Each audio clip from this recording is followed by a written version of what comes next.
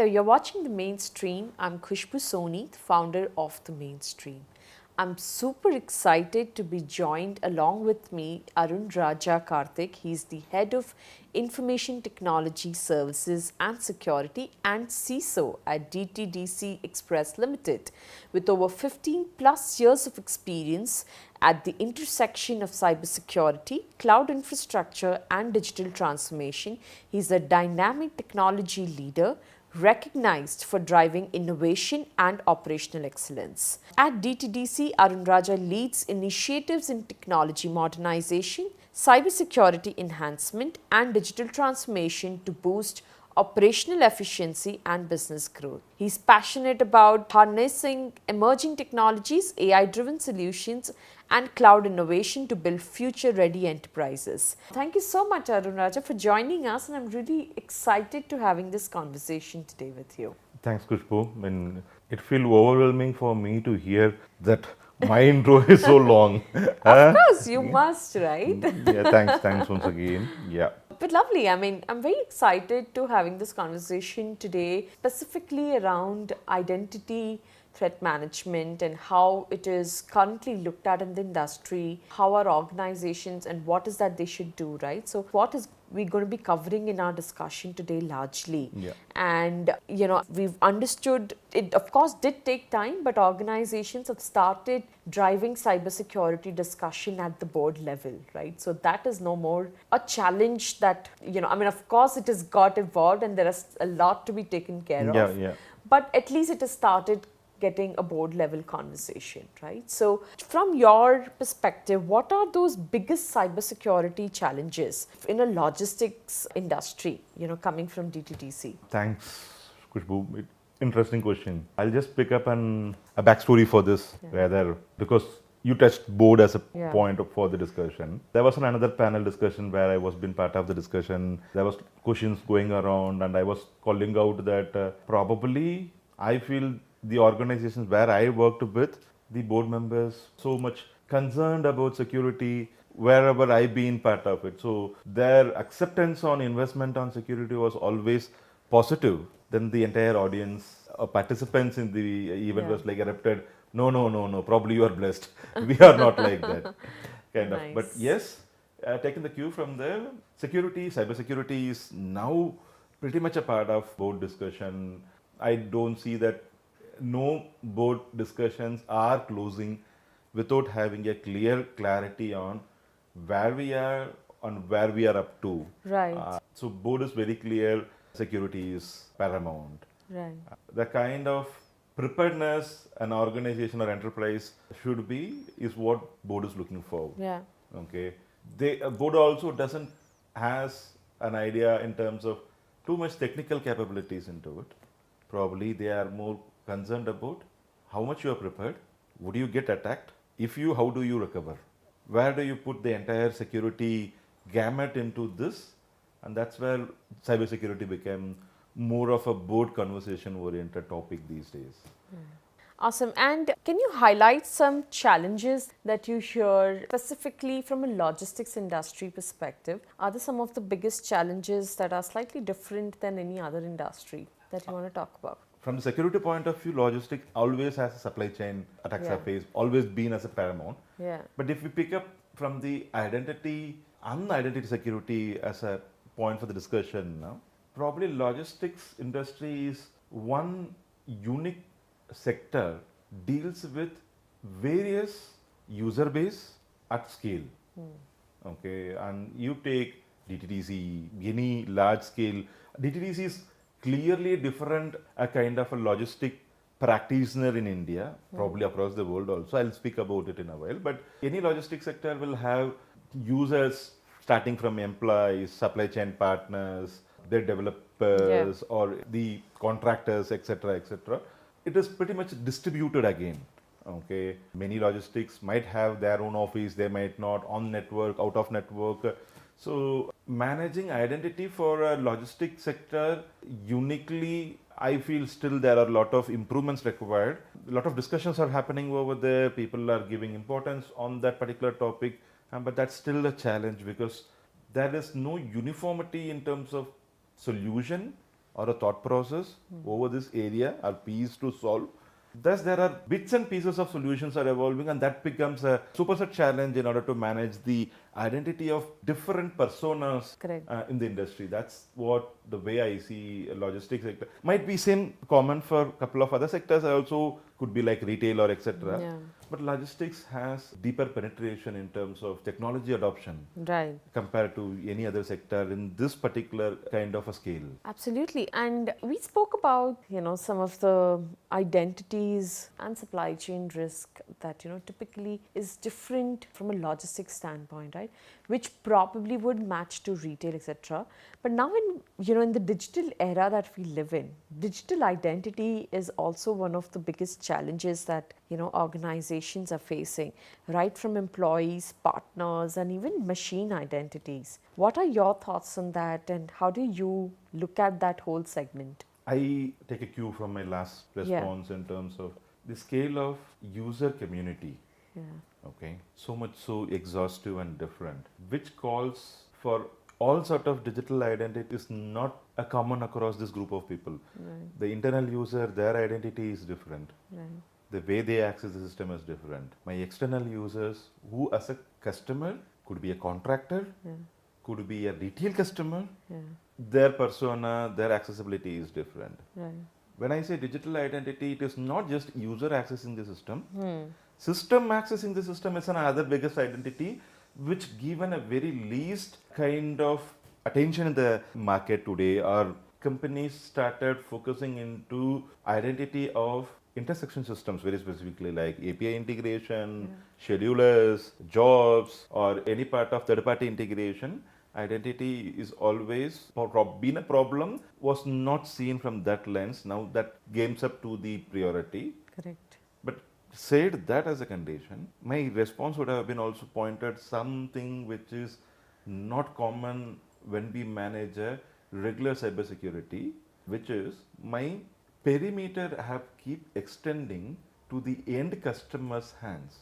Right. It is not just sitting on my data center, it is not just sitting on my server or my user endpoint. The endpoints or laptops or desktops which we manage, it is not just ending there. The perimeter extends until probably to Khushbu. Khushbu might be using some of DTDC application to do a transaction, consignment transfers.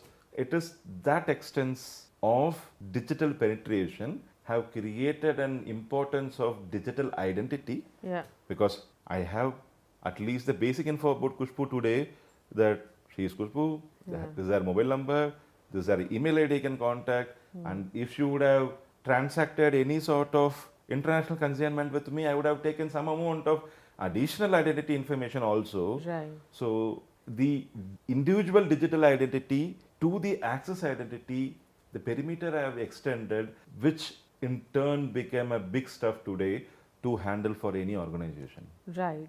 Okay. Interesting. And what's also happening is organizations today confuse between SSO, MFA, PAM, right, with full identity governance. What's your perspective, and why is governance critical, in today's whole landscape? A wrong question to a right guy. Okay. Because the reason I'm saying wrong question to a right guy, because I was that person who doing that wrong. Because see, I turned out to be an CISO from an infrastructure guy. Right. Okay. So predominantly as an infrastructure guy, we practice set up a platform, manage it. Don't focus on governance. Right. When I moved to a different shoes, wearing the hat of governance, looked at that point, perspective changed. So I would be a best person to answer to this point also, having seen both the worlds, that SSO or MFA, PAM, you say any kind of additional identity security platforms, or I don't say security platforms, IDAM solutions. Okay. These are all primary checklists to have an enterprises ready. Correct. So if you are an head of IT, eventually it is minimum expected from you to have these capabilities ready to call enterprise ready. Correct. But I have this in place. Does it solve the purpose of having this in place? I'll just pick up an example. I'm not quoting any individual, but very generically, most of organization I worked with, I have seen, I have discussed with, they have PAM. Yeah. Why? Their administrator have to access their critical system in a secured way. Is that the only expectation outcome of PAM? No. Right. PAM is a governance platform over and above of actually access platform. Same goes with single sign-on. You could have MFA enabled. What amount of persona definition we handle in the single sign-on solution? Yeah. Do we define, okay, you are authorized to do this thing? Right. And certain platforms in the market does it. Okay, I say application A, B, C, and I'll create an automation in place where a person A joins, belongs to department D Yeah. with the grade of G. Yeah. By default, A, D, and G need access to X, Y, and Z. Onboarding happens, he gets his access solved. So, does it called governance because I have handled this entire access on a click? Does that person who have joined have actually using the application X, Y, Z?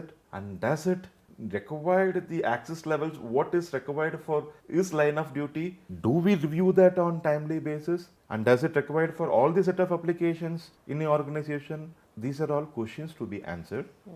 If you ask me personally, organization these days has digital footprints extended to that extent. Correct. It is practically impossible to perform such reviews at scale. Specifically for logistic, forget about it. Even I was being on the other side of the audit and fighted with the auditor, said, boss, 13,000 employees ID, you asking me to role-based access review for this, is it manually possible? No. Right. But one application, assume I have today 100 plus application. If I want to perform the same mammoth task, is it manually possible? That's where a lot of excuse and routes bypass mechanism we take to handle governance from the general control point of view or audit point of view or SOX point of view. That was scope of the application, scope of the audit, only this application. For this application, I do this way, and this etc. Inclusion, exclusion. We create a documentary for why I will not do certain things and what extent I will do, and we clear certain amount of things. But the crux of the governance still kept open. That is still largely an unsolved problem in the industry unanimously. There might be solutions which solves point and piece of the problem, specifically like some solution. It could be some IDAM solution, some single sign-on solution, some authentication solution would solve application access review. Right. Some would solve application automation in terms of access provisioning and deprovisioning. But who owns the API authentication? How do you ensure this API authentication is also been reviewed? Because in logistics sector, probably you are an Amazon customer, right? Correct. You would have been using Meesho, Right. or you would have been using anything on Flipkart, etc., Swiggy. Most of these players, probably today they are also start doing logistics, but otherwise they are platform players. Primarily logistics is performed by someone else. Means when you book something here, some API called there, and this guy able to handle all this middle mile transaction. Means I use some sort of integration in place, and I've picked up a very simple and easy example so that we both can understand and relate, because that applicable for any kind of enterprise customers. Right. But if the customer is offboarded, what is the status of access provision for them, keys created for them, what amount of governance we have for customer offboarding, because we are very much bothered always about employee exit management. Correct. What kind of governance in place or mechanism in place for customer offboarding? Customer offboarding, to what happened? Primarily sales team is involved. They are bothered, they are worried. Customer is gone. They would have created a checklist to show to one sales leader or a CEO or a CFO, boss, this customer have gone. We have removed these documents. But sales team might not have the same focus of what you will do with a tech system. And I was highlighting in the beginning of this discussion that DTDC is another logistic company in Indian logistic industry, which is pretty much different than any other organization, because we are largely franchisee driven organization. We have 16,000 plus franchisee, probably no other logistic friends in the market currently does that. Means it is not just franchisee, right? I have 16,000 partner, their employees, they access my system. Right. Means I'm bothered about an biker who joins my partner and leaves from his organization also, because we would have enabled some sort of access management for that biker who have came for a day or a hour to do some piece of work for the entire gamut. Right. So the scale, when we look at the governance, If we look at only access and identity, single sign-on PAM, taken care. Yeah. Biker joined, one account created, he got access to the entire system, whatever he's supposed to have access. Correct. But when he leave, I'm able to do the same review mechanism, married the same gap what my customer had with the partner also. That's paramount. Correct. If this piece is not being handled rightly, It's a big it is like we invested on gold and invested on a locker in a bank, kept my gold and given the locker and key and the bank ID everything to someone who sits on the roadside was, chalo, take it free. You go, you want gold, you take gold, or you want money, you take money. right. Okay, if the locker is empty, that's a different story. I feel poor for that guy. Okay, but that's the kind of stuff I'm just relating to governance. So much investment happened there, so Yeah. much detailing you guys have did over there. But if we are not putting enough practice in place in terms of governance, the investment on single sign-on, multi-factor authentication, these days OTP for MFA, the bill paid for OTP is much more than our governance billing. I would have hired 2-3 guys to do the governance. My OTP bill is still higher than that. So much investment happened on technology, your digital footprint. Where do you keep your priority? Only on the implementation of the technology or governing the actual outcome of it? Right. That's the challenge or the key, I feel. Absolutely. That's where it could be you have SSO, you have PAM, you have any kind of identity solution. Unless you have a proper governance in place, these are all True. technology will live with you. True, absolutely. And does that also go for digital identities as well? Of course, right? I mean, Any part of any identity. Right? identity. But yes, there are some X factors applicable here which as an exclusion, I cannot apply the same amount of governance over my retail customer identity Yeah, exactly to my enterprise customer or a partner ecosystem. correct. But is it important to have a retail customer identity also handled in a proper way? Yeah, Not just from the governance point of view in wholesome, super S. absolutely. Because this piece was always not given the due priority for me, in my view, which is taking a priority. I have seen a lot of solutions also started coming up in the market. People started speaking about this. Yeah, But yes, authentication of that grade of personas is also equally important. correct. But its own scale at level, Yeah, criticality and priorities might be slightly different between the identities, yeah, but it is also important. absolutely. And Raja, what recommendations or key takeaways would you offer to organizations aiming to strengthen their identity security as a strategic enabler of trust, compliance, and resilience? A very good question. See, we started this entire discussion asking a question, being in the logistic industry, what challenge you say as a cybersecurity is biggest challenge? Always been supply chain attacks, extension of attack surface, and point for the discussion, we also mapped how identity plays a critical role in it and how identity management becomes challenge. And we also had a discussion in length in terms of clarifying why SSO, why PAM, why any sort of API authentication alone will not be called out as an identity management or governance.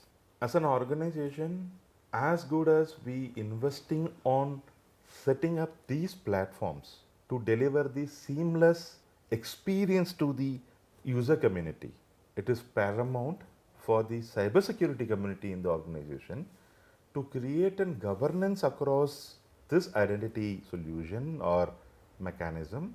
Not everything is a solution, not everything is a particular platform. Yeah, But as a practitioner, and how do we stitch a solution? How do we create a process which will ensure the governance piece also been adhered and taken care? Thus, I don't lose my forte for a unnoticed critical challenge of security era. right. For ages, I just go back to challenges once, like answering this. For ages, it was always been told Active Directory protection is very critical, Yeah, but none of us did protected Active Directory. We were always thinking, I have installed an antivirus or endpoint security EDR on it, my antivirus is protected, my Active Directory is protected. 10 years later now, Active Directory have completely taken a different game today as an IDP, IDAM, but again, technology transformation. Have we stitched governance into it? What should be the mechanism I can stitch a governance to it? It can be vary between organization to organization, sector to sector. As an individual a security practitioner, the kind of strategy I would throw to any other fellow colleagues would be, our perimeters have extended during COVID time. And to our surprise, now identity became a new perimeter. For our older perimeter, we had a mechanism to review rules, ensure that unknown ports are not opened, etc., etc. For our new perimeter of identity, we should come up with a clear governance in place. Strategize that it is not just on the paper and books, it should be in practice. If one fellow colleague able to follow this particular structure of having identity as a technology, governance as a mechanism, we would be able to handle identity security pretty much better. Without writing off its own practical difficulties. I'm not clearing out that, okay, you do this so that you are free always. Practical difficulties and criticalities are always there, but we should come up with our mechanism to set up a governance in this area. There is no excuse for it. That's what I would say. This has been a great conversation, and I think definitely a lot of key takeaways for our viewers and listeners for this conversation. Thank you for sharing all of that with us, Arunraja. I have a small segment that I always do towards the end is my rapid fire. I didn't want to purposely share this question early on because we wanted to hear what comes first in your mind when I ask you a question. This one is to know more about you as an individual. What's your go-to productivity hack when work gets intense? Go-to productivity hack when work gets intense. Enjoy it. Okay. Enjoy work. Enjoy your progress or enjoy your challenge. Very nice. Or enjoy the pressure. Oh, that will nice. give a different kind of, this is something I keep telling to my team, challenges comes, see it as an opportunity. Very nice. So you, in deep pressure, enjoy it. So that will show you different routes. Very nice. Awesome. Okay, if you weren't in cybersecurity, what would you be doing? I'll answer to this in a little, even more 2 steps back. If I was not been into IT itself, I would be directing some movie by this time. Nice. I started something else back then. Then my dad kicked me, become an engineer. Oh, very nice. So accidentally became an engineer, sitting in front of you, watching 3 people behind camera, feel jealous. Oh, lovely. But I think that's always something that you can do anytime. Yeah. Even now I'm directing. Yeah. Probably a different set of people. Awesome. What's your one tech gadget that you can't live without? I mean, phone. Should I just? Absolutely. Absolutely. But prior to phone, it used to be headset. Ah. But I slowly divorced it. I started practicing to live without headset. Now, it is phone. You can ask only with headset what you will do without a phone. But ages of us started from different gadgets. Yeah. But headset was common across those Yeah, platforms. yeah. But okay, rather than phone, I say smartphone. We use headset in the phone and now in smartphone. Yeah. But phone, unanimous answer. Hmm. But I have another answer actually. Okay. Laptop. Laptop. My wife say always carry your wife. We are going outside. So laptop wherever I go, no matter whether it is short travel, long travel, required or not required, laptop will be with me. Always there. Always. Oh, so then it's laptop because phone is common, Phone right? is common. Yeah, laptop. That's the reason I told I have a second wife. Nice. What's the best advice you've ever received, work or life? Life too, I'm keep getting an advice every day or giving it back also. So I don't call it now. Then I will become like a baba. Okay. Work, lot of advice, but one advice I got in very, very early of my career. Probably I would have started working in my first month of my career. My team lead have given this advice to me, which I follow till date. I give the same advice to any junior joining me. I feel that advice have changed me or made me what I am today. Wow. Because I've grown what I've grown in whatever time period, but that advice been a key pillar for that, which is as an engineer or junior engineer, when a user is asking or calling you to help him, from his perspective, you are an engineer, bloody, you know everything in the world, Yeah. inside Google or outside Google. Yeah. But he has no idea whether you know it or don't know it, or is that technology belongs to you or no. Right. As a technology guy, your duty to ensure he never knew that you never knew that. Either handle it, manage it, learn it, Yeah. take a support, but deliver that to the user.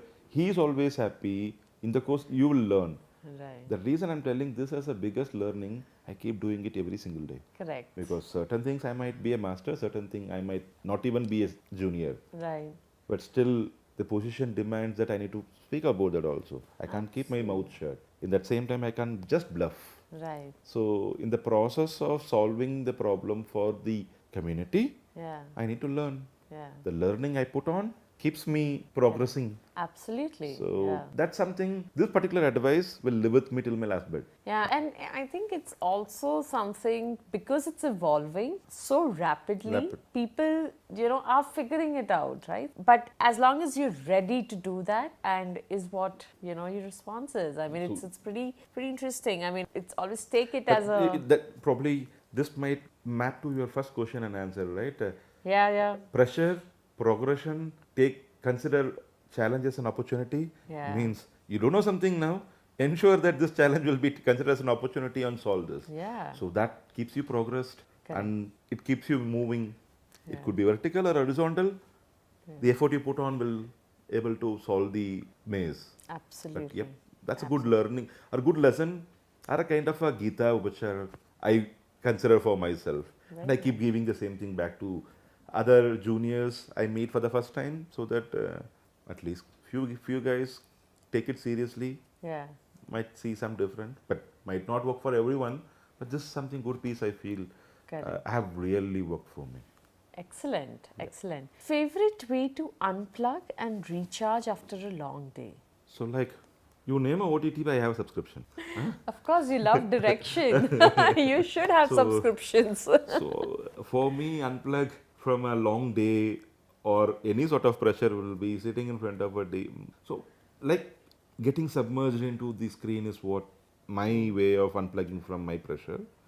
Yeah, but don't ask me what you watch or I don't have any sort of boundary over there. I'm bored, I watch bloody anything in the world. Very interesting. So, nice. Yeah, submerged into the display. A different display, a larger one. Yeah, so that's the way I regenerate myself. But yeah, there's a second way of rejuvenating myself is also there. But lately we are not doing because now we are getting aged, moving into the bucket of uncles. Guys are not coming to play cricket. Getting people over a weekend will be like... It's a task. Not happening.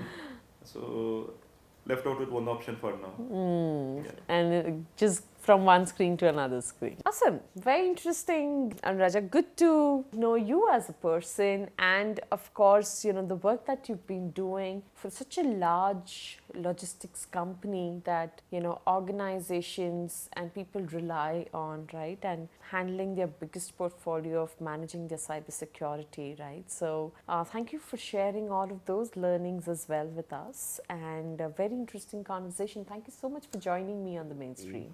Thank you, Khushbu, for having an extraordinary question shooting into me, but I enjoyed the rapid fire. Excellent. Okay, I take it back as a memory. Oh, lovely. Yeah, because you made me to think back what I was thinking in the back.